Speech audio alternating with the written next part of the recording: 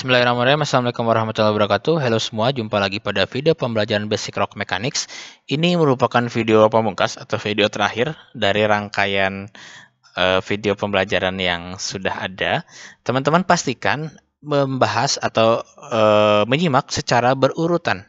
Ya, jadi jangan sampai teman-teman masuk introduction, saya pengen tahu rock slope, langsung loncat ke belakang begitu ya. Jadi sekarang kebetulan bahas rock slope dan juga teman-teman silahkan sebelumnya menyimak video-video sebelumnya. Jadi berurut dari part 1 sampai part 8 karena memang perlu ada pemahaman yang komprehensif. Sampai part 7. Jadi ini video ke 7 begitu ya. Ke-7 dan juga berjudul dengan rock slope. Nah, ini sebenarnya ranahnya dari analisis stable lereng. Jadi, saya akan coba singgung saja sedikit yang berhubungan dengan rock mechanics, di mana slope dari dasarnya memotong batuan yang biasa digunakan untuk pembuatan jalan, rel, kereta, kanal air, dam, bahkan open pit mining. Jadi, lereng itu menjadi komoditas buat ahli kebumian begitu ya, untuk bisa mendapatkan untuk bisa menerapkan pengetahuannya dalam segi geoteknik begitu ya. Nah, singkat cerita kalau kita berbicara rock slope, jadi slope pada batuan ya, bukan pada tanah, itu kita memiliki beberapa mode, yaitu ada planar sliding, ada wedge sliding, ada block toppling hingga circular slip. Nah, tetapi yang akan jadi bahasan kita adalah dua model yang paling sering terjadi, yaitu planar sliding dan juga wedge sliding gitu. Kita masuk ke bagian planar sliding. Jadi planar sliding ini merupakan tipikal longsoral dengan arah bidang longsor membentuk bidang dengan arah tertentu begitu ya. Jadi satu bidang dengan arah tertentu. Mungkin selama ini masih banyak atau beberapa masih mensalah artikan. Jadi ini saya mengambil dari Small 2016 di mana dia mendefinisikan seperti itu. Jadi di sini ada fungsi dari nilai W. W itu adalah berat potongan batuan yang longsor. Jadi anggaplah di sini teman-teman, di sini ada fractures. Anggaplah di sini ada satu lereng. Dan ternyata fracturesnya bukan di lereng tapi di atasnya. Dia memiliki rekahan di sini, cracking di belakang slope-nya. Lalu di sini adalah bidang gelincirnya atau failure surface-nya, bidang rekahnya, bidang fail-nya. Nah, di sini ada slope face dan di mana ini yang akan menjadi rawan untuk longsor. Nah, material ini, blok batuan ini kita sebut sebagai W dalam hal ini ya. Berat potongan batuan yang akan longsor dan yang U atau di sini fungsinya ada U. Ya, teman-teman nanti bisa lihat dari fungsi perhitungan masing-masing. Ada U. U itu adalah tekanan air di sepanjang bidang lemah. Jadi water pressure lah di sekitar sini semuanya begitu ya. Dan juga kalau V adalah tekanan air dari cracking atau tekanan fluida yang mengisi joinnya itu berapa begitu ya. Atau gampangnya seperti ini sih, mungkin bisa kita kaitkan dengan sigma 3-nya. Sigma 3-nya dari tekanan di sini seperti apa begitu ya. Oke, lalu teman-teman bisa perhatikan bahwasanya ini sebenarnya ketika digambarkan begini, ini sebenarnya fungsi dari trigonometri sederhana yang nanti mungkin bisa ditelurkan kepada nilai-nilai tertentu ya. Jadi kita mungkin loncat ke akhir. Jadi Small sudah menurunkan rumus-rumus trigonometri ini tadi menjadi satu fungsi persamaan, satu persamaan untuk menghitung nilai safety factor-nya begitu ya. Safety factor bisa dihitung dari force yang bekerja secara paralel terhadap bidang sliding yang dibagi yang tergantung dan terbagi oleh force resisting sliding. Jadi nanti ada tenaga yang menahan ya, atau misalkan kayak ini friksinya lah, akibat dari friksinya. Nah, di sini ada nilai F sama dengan C aksen L ditambah N tan Pi begitu ya per T, dan nanti diturunkan dengan rumus-rumusnya. Nah, apa itu T, apa itu N yang kita bisa bahas dari sini ya. Jadi tentunya ketika kita berbicara tadi kita memiliki beberapa nilai. Pertama ada nilai W, ada nilai U, ada nilai V. Selain itu juga kita memiliki nilai L, teman-teman ya. L itu apa? L itu berarti panjang dia memiliki nilai ini ya lah. Panjang dari lerengnya begitu ya, panjang dari lerengnya. Fungsinya adalah H dikurangi Z dengan sin alfa begitu. Jadi apa namanya? Ya, jadi kita bisa hitung di sini lah. Ini ada ini gitu ya. Dia memiliki bidang lerengnya. Bidang miring dari failure surface-nya seperti apa? Itu adalah nilai L-nya. Lalu ada nilai U tekanan air tadi, kita bisa lihat fungsinya. Lalu juga ada nilai V tekanan fluida pada bidang cracking-nya dengan fungsi seperti ini, teman-teman. Lalu ketika apa namanya?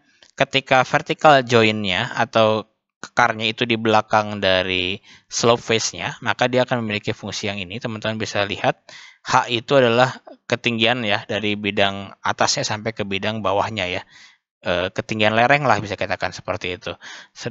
Sedangkan Z adalah ketinggian ketebalan dari apa namanya dari bidang belakangnya begitu, atau mungkin dari ketebalan dari kekarnya atau dari fractures-nya begitu. Ketika kekarnya di belakang, maka bisa menggunakan rumus yang 12.32, sedangkan ketika fractures-nya atau crack-nya di bidang miringnya, maka teman-teman bisa menggunakan rumus yang 12.33. Nanti dihasilkan nilai W. Jadi kita punya W, punya V, punya U, dan punya L, yang nantinya kita bisa gunakan untuk menghitung nilai N-nya. N itu adalah force normalnya atau normal stress-nya. Kita bisa menghitung, dan juga kita bisa menghitung nilai T-nya, atau dalam hal ini berarti nilai shear stress-nya begitu ya. Normal stress dan shear stress nanti kita bisa hitung sebagai fungsi dari safety factor-nya. Oke, itu untuk mengenal sliding mungkin cukup rumit, tapi kalau teman-teman simak pelan-pelan itu akan mudah begitu ya. Oke, kita lanjutkan ke bagian kedua, ke wedge failure atau wedge sliding. Jadi ini kalau di Indonesia kan berarti longsoran baji begitu ya, di mana dia memiliki dua bidang yang terpotong begitu ya. Jadi seperti dikupas membentuk huruf U atau membentuk huruf V begitu ya. Dan di sini saya coba sampaikan dulu. Wedge sliding merupakan tipikal longsor yang memiliki batuan longsor dengan membentuk kupasan dengan dua arah bidang utama yang saling berpotongan. Itu pertama. Lalu yang kedua, perhitungan safety factor dapat dilihat dari persamaan grafik stabilitas wedge failure yang tentunya ini ditelurkan dari persamaan yang sudah dihitung. Seperti ini ya, fakta sesimpel ini. Lalu persamaan merupakan fungsi dari sudut pergeseran masing-masing bidang. Dan koefisien A per B dapat ditemukan dalam grafik dengan fungsi perbedaan sudut dan arah kemiringan. Jadi kita melihat adanya deep difference atau perbedaan sudut dan juga arah kemiringannya, difference in deep direction. Lalu di sini kan ada A dan B. Bedanya apa? Bukan di sebelah kiri dan sebelah kanan ya. Jadi bidang A ini selalu dianggap bidang yang lebih flat atau memiliki dip yang lebih kecil daripada B. Ketika dip A dan dip B ini sama ya gimana? Ya udah, teman-teman tinggal pilih aja yang A mau yang mana, B yang mana. Terus tentunya sama juga gitu ya. Nah, singkat cerita teman-teman, ketika untuk mengetahui vector sectornya, jadi singkatnya A tan VA plus B tan P B seperti itu ya. Jadi apa itu PB, apa itu PA? Nah, kita bisa melihat dari sebenarnya kita bisa langsung loncat sebenarnya P itu kan sudut friksinya. Nah, apakah kita tahu? Belum tentu tahu. Nah, kita bisa melihat dari arahnya gitu ya. Jadi di sini teman-teman bisa lihat contohnya saja. Ini rasio A atau B begitu. Jadi perbandingan antara A dengan B.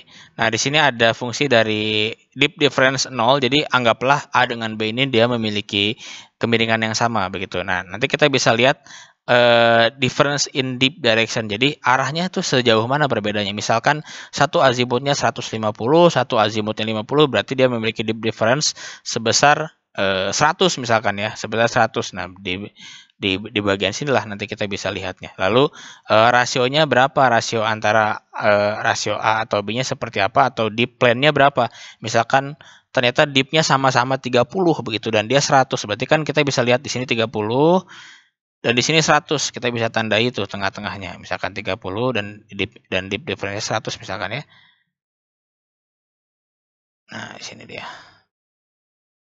Berarti kan nanti kita bisa katakan bahwasanya dia memiliki nilai, anggaplah rasio A atau B-nya itu sekitar 1, sekianan. Nah, ini nanti bisa jadi nilai dari safety factor-nya seperti itu.